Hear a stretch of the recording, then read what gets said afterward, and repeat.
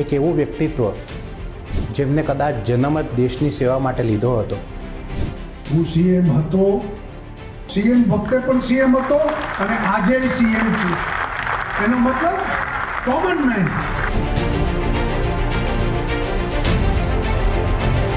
ત્યારની રાજનીતિ જોતા તો એવું લાગે કે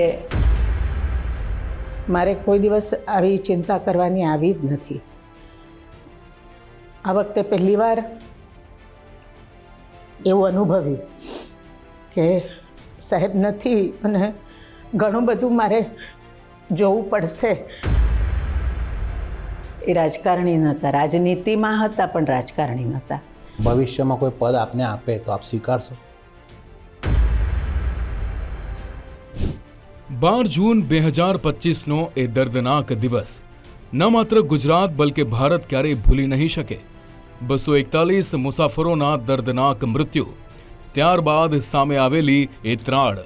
લંડન માટે ટેક ઓફ કરી રહેલી એર ઇન્ડિયાની 171 નંબરની આ જ ફ્લાઇટમાં સવાર હતા ગુજરાતના પૂર્વ મુખ્યમંત્રી વિજયભાઈ રૂપાણી, કે જેમને જનતા તેમના મૃત્યુ બાદ આજે પણ કોમન મેન તરીકે યાદ કરે છે. સ્વર્ગીય વિજયભાઈ રૂપાણી દેવલોક પામ્યા છે. જો કે તેમનામાં જોવા મળતી સાદગી, સંસ્કાર અને સેવાના અભિગમને કારણે તેઓ કેવી રીતે આજે પણ લોકોના મન અને દિલમાં જીવી રહ્યા છે તે જાણવાનો પ્રયાસ ગુજરાત ફર્સ્ટે અંજલિબેન રૂપાણી સહિત તેમના સ્વજનો વચ્ચે પહોંચીને કર્યો છે. પ્રખર રાષ્ટ્રભક્ત, કર્તવ્યનિષ્ઠ અને ખૂબ સંવેદનશીલ એવા આપણા ગુજરાતના પૂર્વ મુખ્યમંત્રી વિજયભાઈ રૂપાણી આપણા વચ્ચે નથી રહ્યા, પણ એમની કેટલીક યાદો હંમેશા જીવંત રહેશે. એક એવું વ્યક્તિત્વ જેમને કદાચ જન્મ જ દેશની સેવા માટે લીધો હતો અને જાતા જતાં બી દેશની સેવા કરતા કરતા ગયા.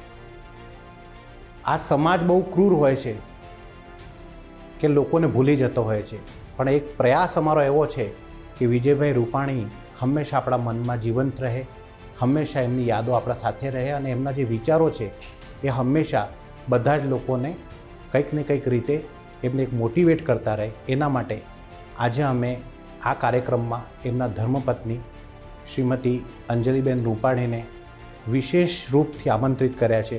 બેન, સૌથી પહેલાં આપને વંદન છે અને વિજયભાઈ રૂપાણીને બી વંદન છે. એવું નથી લાગતું કે વિજયભાઈ આપણા જોડે નથી, અત્યારે અહીંયા જ છે એવું લાગે છે.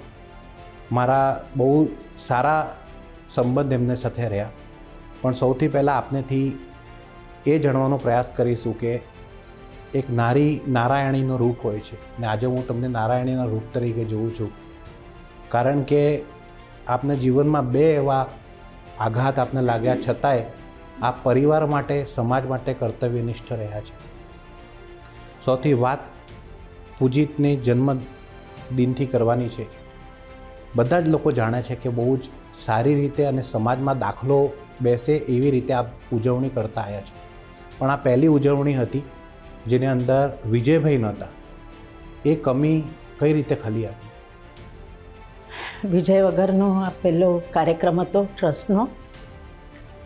કાયમ સ્ટેજથી માંડીને કાર્યકર્તાઓ ક્યાંથી આવશે, બાળકો ક્યાંથી આવશે, આ બધી જ ચિંતા સાહેબ કરતા હોય. મારે કોઈ દિવસ આવી ચિંતા કરવાની આવી જ નથી. આ વખતે પહેલીવાર એવું અનુભવ્યું કે સાહેબ નથી અને ઘણું બધું મારે જોવું પડશે. પણ એટલું સારું છે સાહેબની પુણ્યાઈ અને પૂજિતની પુણ્યાઈ કે અમને કાર્યકર્તા એવા સરસ બધા મળ્યા છે કે કાર્યકર્તાઓ દિલથી અમારી સાથે જ કામ કરે છે અને એટલે જ આ કાર્યક્રમ ખૂબ સફળ થઈ શક્યો. પણ સાહેબની કમી તો કોઈ દિવસ પુરાવાની નથી.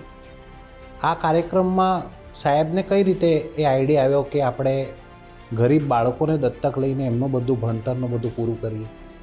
પૂજિતના અવસાન પછી અમે બાળકો માટે કંઈક કરવું એવો વિચાર કરતા હતા. ત્યારે એ ધ્યાનમાં આવ્યું કે બાળકો માટે તો ઘણી બધી સંસ્થાઓ કામ કરતી હશે, પણ છેવાડાના બાળક કે જે વંચિત છે, આપણા બધા બાળકો કરતાં અલગ એવી રીતે છે કે એને ઘણી બધી વસ્તુઓ મળતી નથી, કે જે એનો હક છે પણ એને મળતું નથી, કારણ કે સામાજિક વ્યવસ્થા અને આર્થિક વ્યવસ્થાના હિસાબે એને એ વસ્તુઓ મળતી નથી હોતી. તો સાહેબનો એ દૃષ્ટિકોણ રહ્યો કે એવા બાળકો બધા સરખા છે અને ભગવાન પાસે તો બધા બાળકો સરખા જ હોય છે. તો આપણે પ્રયત્ન કરીએ કે એવા બાળકોને પણ આપણા બાળકોની જેમ શિક્ષણ મળે, આપણા બાળકોની જેમ કપડાં અને બધી વસ્તુઓ મળે, એવો આપણે પ્રયત્ન કરીએ. અને એ ધ્યાનમાં આવતા અમે 60 બાળકોથી ટ્રસ્ટ ચાલુ કર્યું, 60 કચરા વીણતા બાળકોથી ટ્રસ્ટ ચાલુ કર્યું હતું. એક ભાવનગર રોડ ઉપર એક ડેલામાં નાની એવી જગ્યામાં અમે કચરા વીણતા બાળકોનું સેન્ટર ચાલુ કર્યું અને આજે એ વટવૃક્ષ બની ગયું છે, ફક્ત ને ફક્ત સાહેબ અને કાર્યકર્તાઓના મદદથી જ. સાહેબની એવી કઈ બાબતો, કેમ કે આપ સૌથી નજીક એમના જોડે રહેતા હતા, સતત ચિંતા કરતા હોય એવી કઈ બાબતો છે જે આપને ધ્યાનમાં આવે છે, સતત ગુજરાતની ચિંતા કરતા હોય એવી?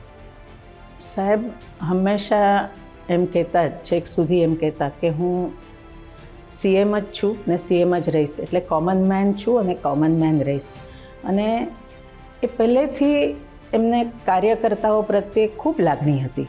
ને સામાન્ય માણસ કે જે છેવાડાનો માનવી કહેવાય, ગરીબ માણસો, એમના માટે પહેલેથી એમને ખૂબ અનુકંપા અને સાચા અર્થમાં જૈન ધર્મને વરેલા હતા. કે કોઈ દિવસ કોઈને એણે અહીંથી ખસ એમ પણ નહીં કીધું હોય, એવા ખરા અર્થમાં જૈન ધર્મનું પાલન કરવાવાળા હતા.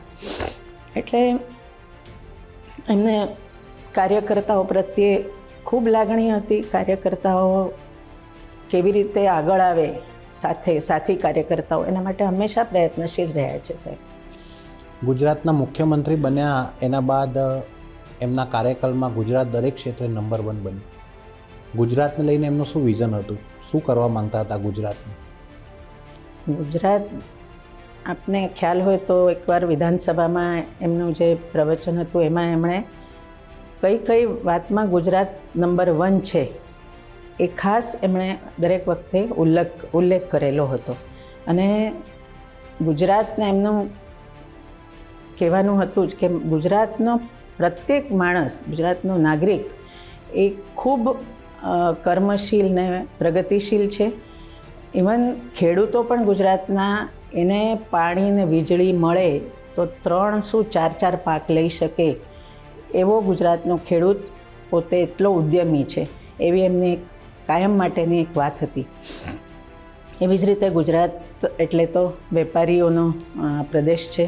તો ગુજરાતના વેપારીઓ પણ એમને સારી તક મળે. વેપાર માટે શું જોઈએ તો પાણી પણ જોઈએ, માલનું પરિવહન કરવા માટે સારી મેટ્રો કે રેલવેની સુવિધા જોઈએ અથવા એર કાર્ગોની સુવિધા જોઈએ. તો આ બધી સુવિધાઓ અને એને કાચો માલ નિયમિત મળતો રહે, એ બધી સુવિધા હોય તો ગુજરાતનો વેપારી પણ ખૂબ આગળ વધી શકે અને સાથે સાથે દેશને પણ આગળ વધારી શકે એવી એમની એક ગણતરી હતી. સાહેબ જ્યારે લંડન આવા નીકળ્યા હતા, આપ બધા પહેલાં પહોંચી ગયા હતા અને સાહેબ પછી છેલ્લે એકલા આવ્યા. શું કામ મોડું થયું હતું એમને લંડન પહોંચવા? એકચ્યુઅલી તો અમે બધા સાથે પહેલાં જવાના હતા. એ પણ સાહેબ પંજાબના પ્રભારી હતા અને લુધિયાના બેઠકને બાય ઇલેક્શન ડિક્લેર થયું. એટલે ખરેખર તો પ્રદેશના પ્રભારી હોય અને એક સામાન્ય બેઠકને બાય ઇલેક્શન હોય તો એમાં કંઈ એમણે આખો વખત એમાં રહેવાનું ન હોય, પણ છતાં સાહેબે પોતાના કામ પ્રત્યે એટલો લગાવ હતો અને જે જવાબદારી મેં લીધી છે એ મારે પૂરી કરવી જ જોઈએ એવી એક એમની કાયમ ધારણા હતી. અને એટલે જ પહેલાં તો કાર્યક્રમ આખો કેન્સલ જ કરવાની વાત હતી કે હવે નથી જવું કારણ કે ઇલેક્શન છે. પછી મારી દીકરીનો આગ્રહ અને બધા એના આગ્રહના હિસાબે કે ચાલો અઠવાડિયા પછી નીકળશું, કે જેથી કરીને હું પૂરો સમય લુધિયાણામાં આપી શકું. અને એટલે મેં 2 વાર ટિકિટ કેન્સલ કરાવીને 12મી તારીખની ટિકિટ કરાવી. એ જ્યારે એના 12 તારીખ પહેલાં તમારી 2-4 વાર વાત થઈ હશે, ત્યારે એમના મનમાં શું વિચાર હતા? એમ શું વાત કરી આપને જોડે? એમને છેલ્લી વાતો કઈ થઈ હતી? ના, ચૂંટણીની જ વાતો હોય, પાર્ટીની જ વાતો હોય કાયમ, કારણ કે હું પણ એક કાર્યકર્તા છું. એટલે કઈ રીતે એમણે વ્યવસ્થા ગોઠવી છે.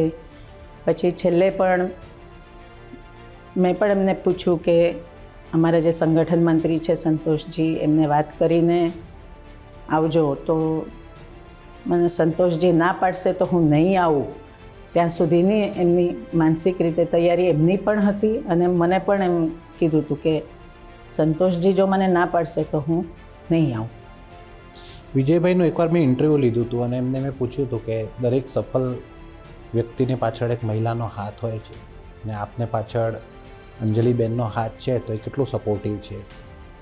એમને મને એવું કીધું હતું કે અંજુ ને હું ધર્મપત્ની તો છે, પણ એ મારી સૌથી મોટી સાથી કાર્યકર્તા છે.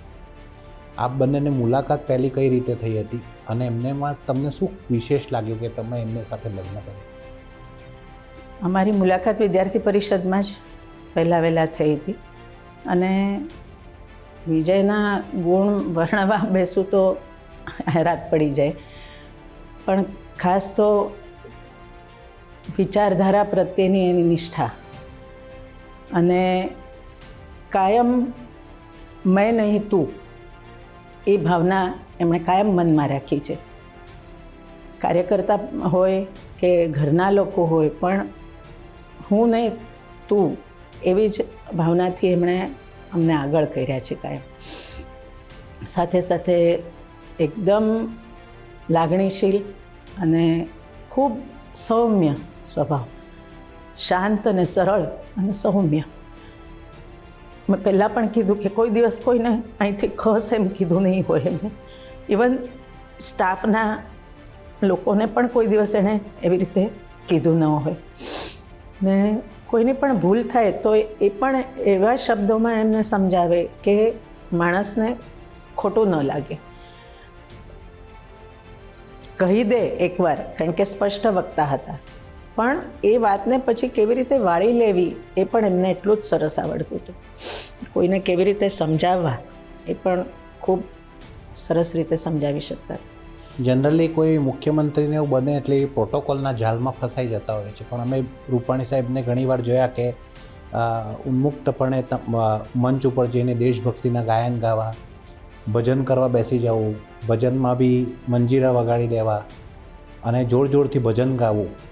આટલી સહજતા અને સરળતા જ્યારે એમનામાં હતી, ત્યારે આપે ક્યારે એમને ટોક્યા કે તમે તો મુખ્યમંત્રી બની ગયા છો, આવી બધી વસ્તુઓ તમને તમારે ના કરવી જોઈએ?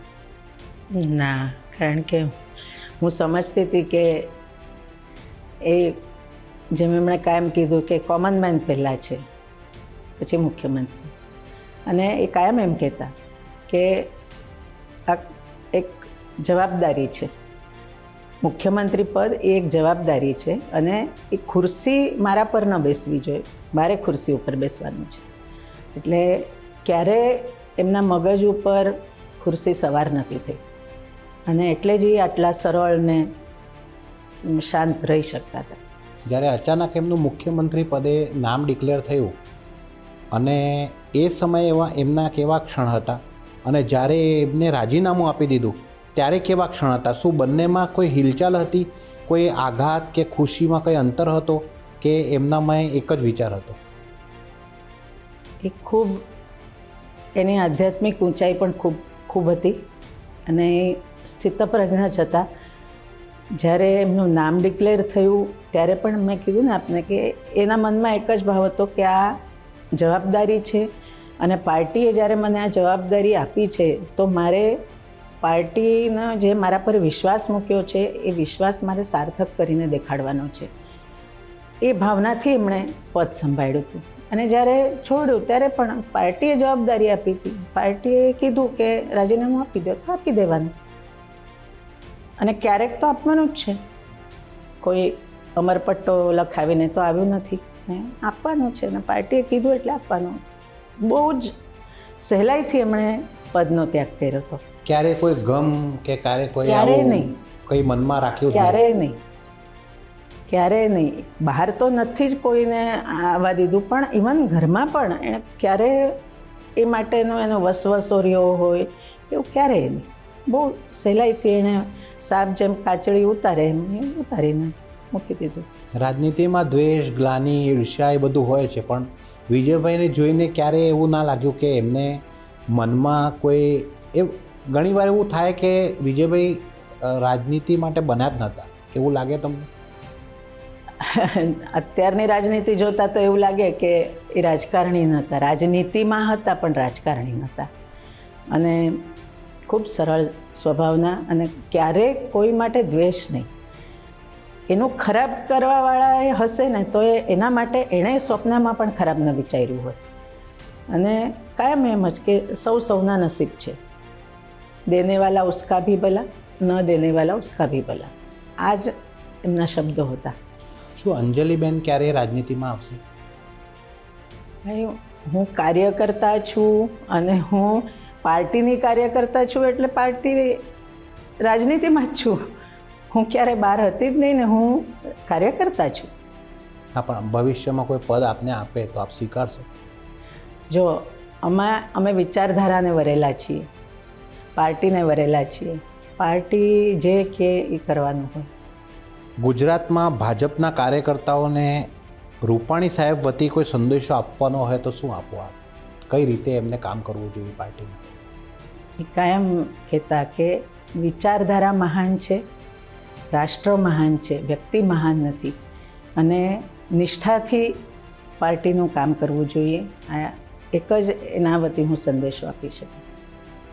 અને રૂપાણી સાહેબનું કોઈ એવું અધૂરું વિઝન પૂરું કરવું હોય તો તમે શું કરો? એટલે અમારી પાર્ટીમાં એવું હોય છે કે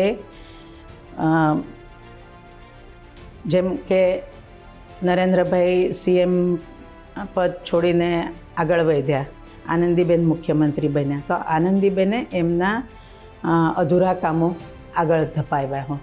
એવી રીતે આનંદીબેનના અધૂરા કામ હોય એ સાહેબે, રૂપાણી સાહેબે આગળ ધપાવ્યા. એવી રીતે સાહેબના અધૂરા કામ હોય તો એના પછીના મુખ્યમંત્રી એટલે માનનીય ભૂપેન્દ્રભાઈ એ આગળ ધપાવે જ છે. અને એવી જ રીતે ચરૈવતી ચાલતું જ રહે છે. આપના મનમાં કોઈ ગમ રહી ગયો હે એવું કે સાહેબ હોતા તો આ અમે બંને જોડે રહીને પૂરું કરતા, એવું કોઈ સ્વપ્ન? એવા તો ઘણા સપના હોય કે આપણે સાથે રહીને ફરશું, આપણે સાથે રહીને વાંચશું. કારણ કે અમને બંનેને વાંચવાનો શોખ હતો એટલે વાંચવાનું ઘણું બધું બાકી રહી ગયું છે. છોકરાઓ, મારા દીકરાની દીકરી હજી નાની છે, સાહેબને એના પ્રત્યે ખૂબ લગાવ હતો એટલે એમને એક હતું કે એને હું રમાડીશ. બધું રહી ગયું છે. આપના જે દીકરા છે ઋષભ રૂપાણી, એ સ્વાભાવિક રૂપે બહુ આઘાતમાં હશે, પણ એમને ક્યારે અમે ખુલ્લીને વાત કરતા કેમ ના જોયા? આપના મુખે જાણવા માગીએ છીએ ઋષભને કેવું વ્યક્તિત્વ છે અને એ કઈ રીતે રૂપાણી સાહેબના એવા કયા ગુણ એમના અંદર જુઓ છો તમે? અમારા બંને છોકરાઓ નાનપણથી એમને ગળથુથીમાં આ સંસ્કાર મળ્યા છે, સંઘના સંસ્કાર છે બંનેને.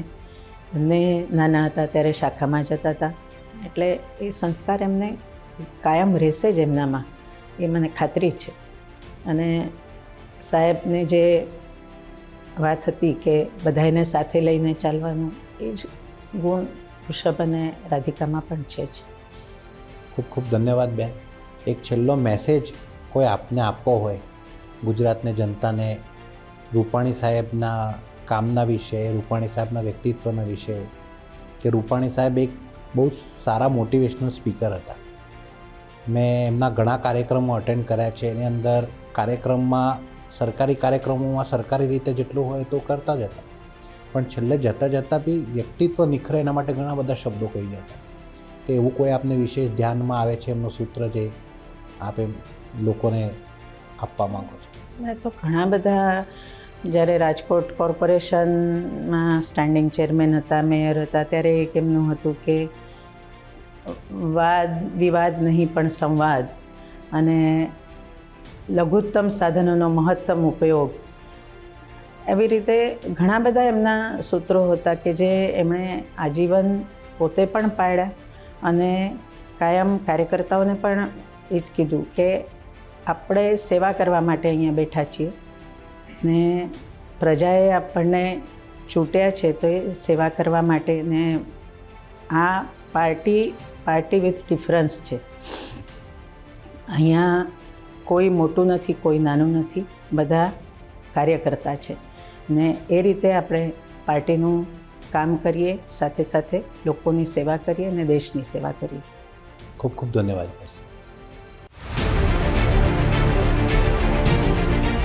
હું સીએમ હતો, સીએમ વખતે પણ સીએમ હતો અને આજે સીએમ છું. એનો મતલબ કોમન મેન.